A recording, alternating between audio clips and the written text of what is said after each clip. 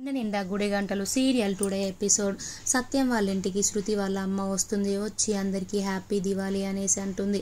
అప్పుడు అందరూ లోపలికి రండి అనేసి ప్రభావతికి ఇట్లా అంటారు. అప్పుడు శృతి వాళ్ళ అమ్మ, నేనే శృతిని పండక్కి రమ్మన్నాను, కానీ శృతి మాత్రం రానని చెప్పింది.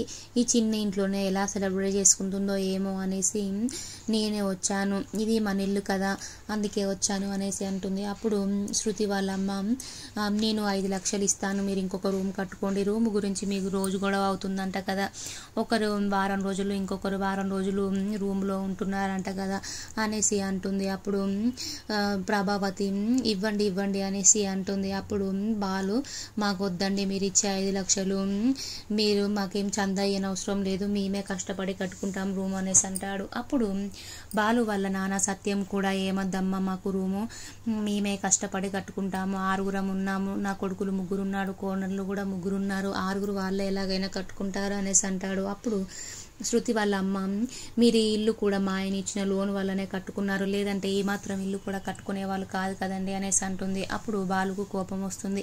అప్పుడు సత్యం, లేదమ్మా ఆర్టీసీ లోన్ కాదమ్మా, ఇది బ్యాంక్ లోను, నేను 2 months తిరిగితే నా ఆర్టీసీ సర్టిఫికేట్ చూసి వాళ్ళు నాకు లోన్ ఇచ్చారమ్మా, నేను కష్టపడి కట్టుకున్నానమ్మా ఇల్లు ఇది అనేసి అంటాడు. అప్పుడు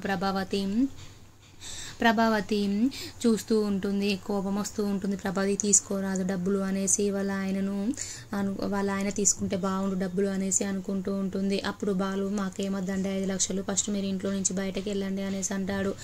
అప్పుడు బాలు, ఏదైనా కట్టియాలంటే మీ కూతురికి కట్టియండి, మీ కూతురు మీ అల్లుని తీసుకొని పెద్ద బంగ్లా కట్టి అందులో ఉంచుకోండి, కానీ మాత్రం మా నాన్నకు మాత్రం మీరు 5 లక్షలు ఆడి ఇవ్వడానికి వీల్లేదండి అనేసి అంటాడు.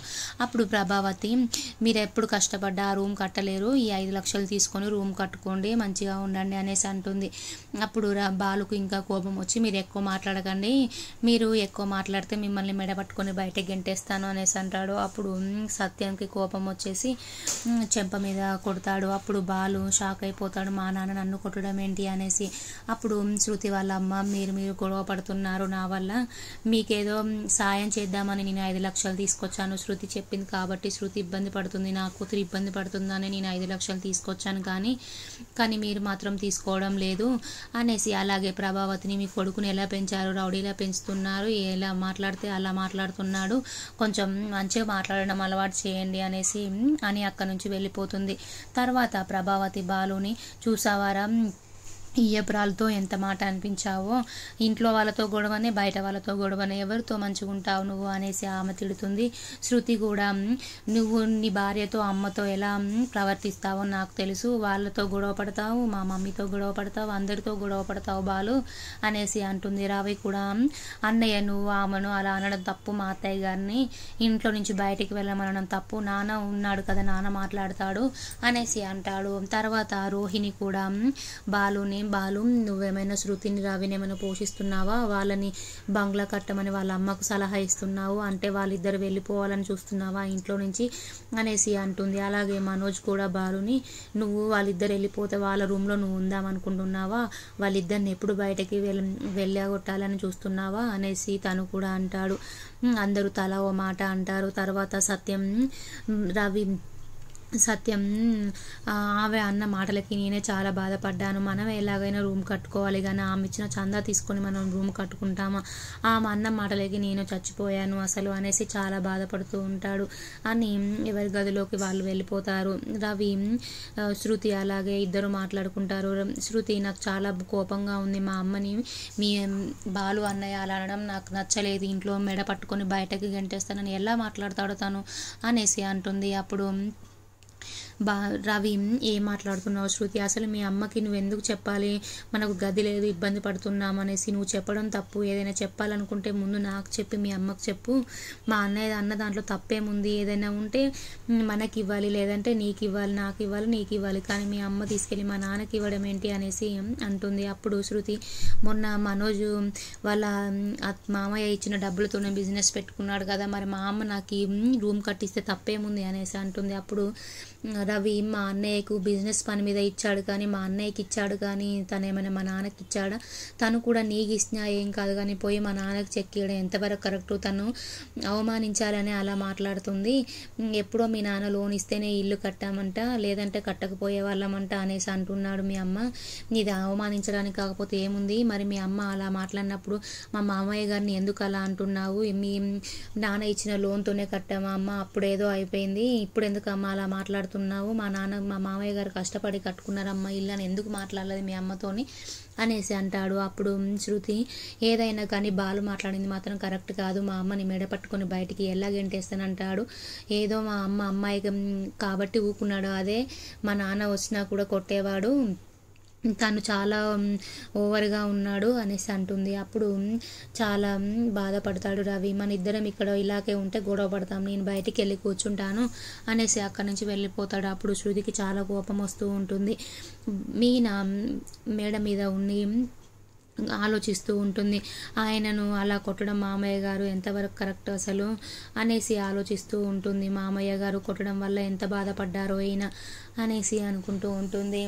అనుకొని అందరూ అన్న మాటలు గుర్తు తెచ్చుకొని బాధపడుతూ ఉంటుంది. అప్పుడే సత్యం వస్తారు. మామయ్య గారు మీరేంటి ఇలా వచ్చారు? అమ్మ నువ్వు బాధపడుతున్నావా నేను కొట్టినందుకు అనేసి అంటాడు. అప్పుడు మీనా నేనెందుకు బాధపడతాను, మీరు మీ కొడుకును కొట్టే అధికారం మీకుంది, ఏదైనా తప్పు చేస్తే ప్రశ్నించే హక్కు మీకుంది అనేసి అంటాడు. అప్పుడు సత్యం ఎంతైనా నువ్వు భార్య కదమ్మా, అందరూ భార్యలు అలా ఉండరమ్మా అనేసి అంటాడు. అప్పుడు మీనా మీరు ఏదైనా కరెక్టే చేస్తారు మామయ్య గారు, మీరు కొట్టినందుకు నేనేం బాధపడట్లేను, మీరు కొట్టడం వల్ల ఆయన సైలెంట్గా ఉన్నాడు, లేదంటే ఇంకా పెద్ద గొడవ అయ్యేది మామయ్య గారు అనేసి అంటుంది. అప్పుడు సత్యం మీనా వాడిని కొట్టడం కరెక్ట్ కాదమ్మా, వాడు ఎంత బాధపడ్డాడో, వాడు వచ్చిన తర్వాత ఈ విషయం గురించి మాట్లాడకమ్మా, వాడితోటి నువ్వు వాడికి అన్నం పెట్టమ్మా, వాడిని కొట్టడం నేను చాలా బాధపడుతున్నానమ్మా, నాలో నేనే కుమిలిపోతున్నాను అనేసి బాధపడి అక్కడి నుంచి వెళ్ళిపోతాడు. బాలు వాళ్ళ ఫ్రెండ్స్తో డ్రింక్ చేస్తూ ఉంటాడు. బాలు మా నాన్న కొట్టడం నాకు బాధగా లేదు, కానీ ఆ డబ్బుడమ్మ వాళ్ళ అమ్మ వచ్చి మాకు ఇల్లు కట్టడానికి అదే రూమ్ కట్టడానికి డబ్బులు ఇవ్వడం అనేది బాధగా ఉంది, ఆమె మమ్మల్ని అవమానించడానికే వచ్చింది అనేసి అంటాడు. వాళ్ళ ఫ్రెండ్ మీ నాన్న కొట్టినందుకు బాధపడుతున్నావా అంటే మా నాన్న కొట్టినందుకు బాధపడట్లేదు, మా నాన్నయ్య కదా నన్ను కొట్టింది అనేసి బాలు అంటాడు. బాలు వాళ్ళ ఫ్రెండ్ మీ నాన్న ఏదైనా కరెక్ట్గానే చేస్తాడు, నువ్వు పెద్దగా గొడవ చేస్తావని నిన్న అక్కడ కొట్టి ఆ గొడవను ఆపించాడు, ఇంటికి వెళ్దాం పద అనేసి ఇంటికి వెళ్తారు. మీనా బాలు కోసం వెయిట్ చేస్తూ ఉంటుంది. బాలు నువ్వు ఇంకా వెయిట్ చేస్తున్నావు మీనా, పడుకోపోయావు అంటే నేనే మీకోసం వెయిట్ చేస్తున్నాను, మీకు భోజనం పెట్టి పడుకుంటాను అనేసి అంటుంది. భోజనం పెడతామని వెళ్ళేసరికి బాలు వాళ్ళ నాన్న దగ్గర కింద పడిపోతుంటే వాళ్ళ నాన్న పట్టుకుంటాడు. అప్పుడు బాలుని అడుగుతాడు, ఏమైనా తిన్నావా, నిన్ను కొట్టాననే నువ్వు మందు తాగావా అనేసి అంటాడు. అప్పుడు బాలు వాళ్ళ నాన్నతో మాట్లాడకుండా మీనాతో మాట్లాడతాడు. ఏదైనా ఉంటే నాకే చెప్పు బాలు అంటే నాతో మాట్లాడవా అనేసి వాళ్ళ నాన్న అంటాడు.